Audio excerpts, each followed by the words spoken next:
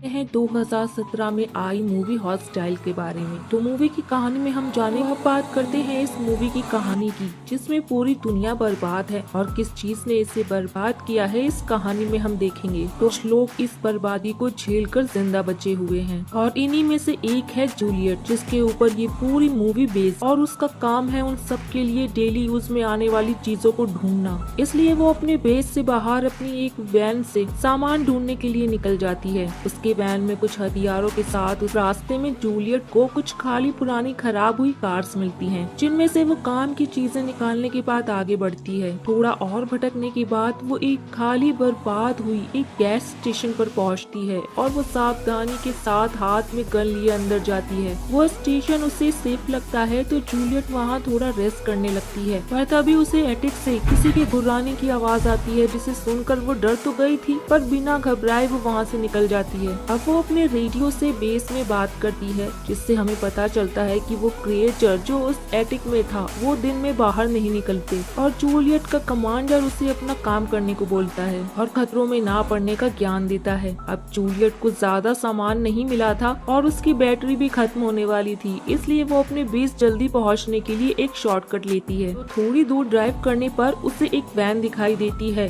Supplies कम होने की वजह से वो उस वैन में काम करने की चीजें ढूंढने जाती है, तो उसे वैन के बाहर एक घायल बूढ़ा आदमी मिलता है। वो जूलियट को उसे मारने के लिए बोलता है और बताता है कि उस पर रात में उन क्रिएचर्स ने हमला किया था, जिसकी वजह से वो इस हालत में है और बूढ़े आदमी ने उस क्रिएचर को उसकी ही वैन में बंद कर रखा है। पर जूलियट उस आदमी को मारकर अपनी गोली बर्बाद नहीं करना चाहती थी, इसलिए वो वैन में जाकर उस क्रिएचर से लड़कर उसे मार देती है। अब वो बाहर आती है तो वो आदमी मर चुका था, तो जूलियट सप्लाईज लेकर अपनी वैन से बेस की ओर निकल जाती है और रात होने ही वाली थी, इसलिए स्पीड थोड़ी तेज करके बेस की ओर जाने लगती है। अब उसका ध्यान उसकी और उसके पति की फोटो पर पड़ता है और अचानक हवा से वो फोटो उड़कर वैन के बाहर चली जाती है, जिससे जूलियट का ध्यान भटकता है और उसकी वैन अनबैलेंस्ड होकर पलट जाती है।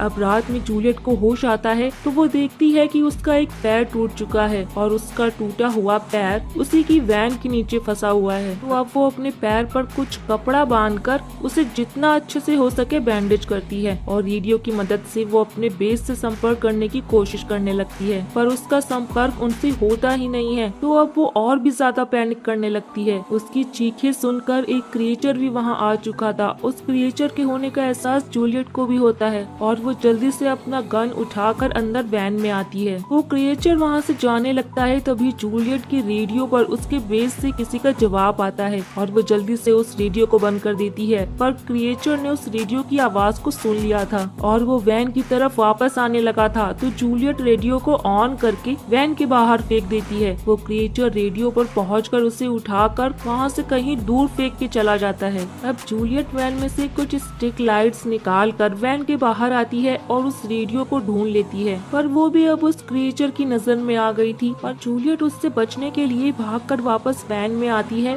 और सामने गन पॉइंट कर उस क्रिएचर के सामने आने का वेट करने लगती है, पर वो क्रिएचर उसके पीछे से आकर उसे पकड़ लेता है और वो उससे बचने के लिए वैन का एसीलेटर दबाकर रीस देती है, जिससे वो क्रिएचर वहाँ से भाग जाता है। अभी भी चौकन्ना थी और तभी वो क्रिएचर उसके पास वापस आता है, जिससे जूलियट गोली मारकर भगा देती है। जूलियट के दोबारा रेडियो ट्राई करने पर उसे बेस से रिप्लाई आने लगा था और वो उसे वैन में लगे ट्रैकर को ऑन करने को बोलते हैं, जिससे वो चॉपर लेकर उसे रेस्क्यू करने वहाँ पर आ जाएंगे। जूलियट वैन का ट्रैकर ऑन कर देती है और उस क्रिएचर से वो बचने की पूरी कोशिश कर रही थी। अब उसके बेस वाले बताते हैं कि उन्होंने उसे लोकेट कर लिया है और वो उसे बचाने आ रहे हैं। इतने में ही उस क्रिएचर ने वैन के सामने का शीशा हटा लिया था और वो जूलियट की तरफ बढ़ने लगा था। जूलियट अपनी समझदारी दिखा उसके पास आने से पहले वैन की लाइट्स ऑन कर देती है, जिसे देख वो क्रिएचर वहाँ से भाग जाता है, क्योंकि उन्हें रोशनी पसंद नहीं, इसलिए वो दिन में भी बाहर नहीं निकलते। जूलियट वापस अपने बेस वालों से बात करती है। उसे पता चलता है कि वो अब उसके पास नहीं आ रहे हैं क्योंकि वो डेंजर जोन में है और अगर वो सुबह तक जिंदा बची तो उसे लेने वो आएंगे। उसे एक कार की आवाज सुनाई देती है और वो उन्हें हॉर्न बजाकर अपने पास बुला लेती है, पर वो लोग लुटेरे थे और उनमें से एक जूलियट को मारने की कोशिश करता है, जिसे वो क्रिएचर मार देता है। अब क्रिएचर को वहाँ देख उस लुटेरे के साथ ही वहाँ से भाग जाते हैं और हम समझ पाते हैं कि उस क्रिएचर ने जूलियट की जान उन लुटेरों से बचाई पर ये बात जूलियट को समझ नहीं आती और वो उस क्रिएचर को, उस लुटेरे को खाते देखकर उस क्रिएचर के हाथों से मरने से अच्छा वो सुसाइड करने का फैसला करती है। पर वो खुद को गोली नहीं मार पाती और उस क्रिएचर से लड़ने का फैसला करती है। तो अब वो पेट्रोल का एक कैन और फ्लेयर लेकर वैन से बाहर निकलती है। पेट्रोल कैन को थोड़ी दूर पर रखकर फ्लेयर को जलाने के बाद उस क्रिएचर को अपनी ओर बुलाती है। उस क्रिएचर के नजदीक आते ही जूलियट कैन को शूट करके ब्लास्ट करती है, जिससे वो क्रिएचर बच जाता है और तभी वो क्रिएचर जूलियट के पास आकर उसे उठाकर दूर फेंक देता है। अब वो क्रिएचर उसकी ओर दोबारा बढ़ने लगा था, जिसे इस बार जूलियट उस क्रिएचर को शूट कर देती है और वो क्रिएचर नीचे गिरकर मरने लगा था। तो अब जूलियट भी रिलैक्स होकर वहीं पर लेट जाती है क्योंकि सुबह होने ही वाली थी और हम देख पाते हैं कि वो क्रिएचर भी अभी तक मरा नहीं है। वो धीरे धीरे जूलियट की तरफ बढ़ रहा है और उसे अपने करीब आता देख जूलियट उसे शूट करती है पर गन की गोलियां खत्म हो गई थी। गन रिलोड करने से पहले ही वो क्रिएचर उसकी बॉडी के ऊपर आ गया था और वो जूलियट के फेस को ऐसे छूता है जैसे उसे जैक छूता था। कोई और नहीं बल्कि जैक ही है। से खुद को और जैक को शूट करके मार देती है।